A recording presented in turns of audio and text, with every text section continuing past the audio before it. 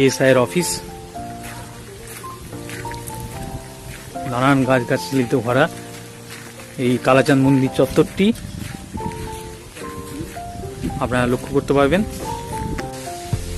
এখন কালাচাঁদ মন্দিরের একদম সম্মুখ ভাগে এসে আমি পৌঁছেছি। দেখুন দেখুন কালাচাঁদ মন্দির। কালাচাঁদ মন্দিরের নির্মাণ কার্য বলা হচ্ছে যে রাজা রঘুনাথ সিংহের পৃষ্ঠপোষকতায় 1656 খ্রিস্টাব্দে এই মন্দির নির্মিত হয়েছিল। এই মন্দিরের গাত্রে বিভিন্ন পৌরাণিক দেবতা, সাধক ও নর্তকদের অলঙ্করণ রয়েছে। শ্রী চৈতন্য দেবের উপস্থিতিও সম্মুখের দেওয়ালে ডান দিকে দেখা যায় বলে ভারতীয় পুরাতত্ত্ব সর্বেক্ষণের যে মন্দিরের সামনে প্রস্তর ফলক আছে সেই ফলক থেকে জানা যাচ্ছে।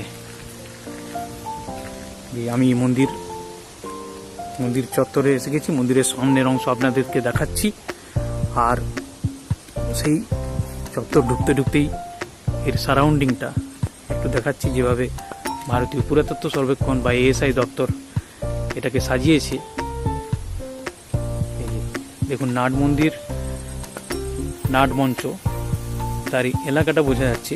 চৌহদ্দিটা আছে কিন্তু বাকিটা নেই।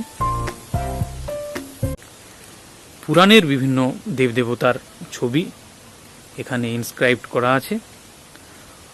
এবং দেখুন কাছে নিয়ে যাই।